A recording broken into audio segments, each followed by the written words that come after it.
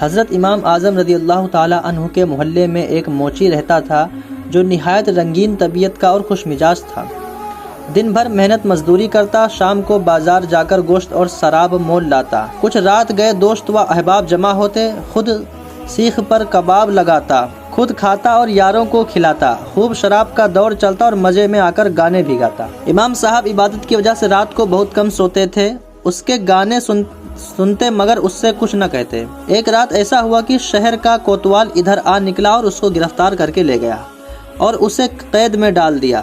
صبح کو امام نے دوستوں سے تذکرہ کیا کہ کل رات ہمارے ہمسائے کی آواز نہیں آئی، یعنی پڑوسی کی آواز نہیں آئی، نہ معلوم کیا وجہ ہے۔ لوگوں نے رات کا تمام ماجرا بیان کر دیا کہ وہ قید خانے میں قید ہے۔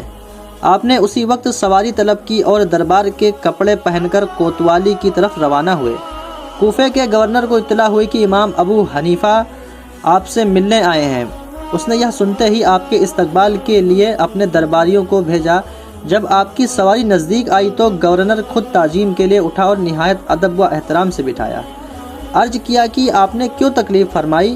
مجھ کو بلا بھیجتے میں خود حاضر ہو جاتا۔ آپ نے فرمایا کہ ہمارے محلے میں ایک موچی رہتا تھا، کوتوال نے اسے گرفتار کر لیا ہے، میں چاہتا ہوں کہ وہ رہا کر دیا جائے۔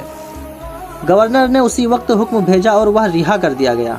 امام صاحب جیسے ہی گورنر سے رخصت ہو کر چلے تو وہ موچی بھی ساتھ ہو لیا۔ امام صاحب نے اس سے مخاطب ہو کر فرمایا، کیوں ہم نے تمہیں ضائع تو نہیں کیا؟ اس نے عرض کیا، نہیں، آپ نے حق ہمسائیگی یعنی دوستو پڑوسی کا حق خوب ادا کیا۔ امام صاحب کی اس بات کا اس پر بہت اثر ہوا کہ اس نے عیش پرستی سے توبہ کی اور امام صاحب کے درس میں بیٹھنے لگا۔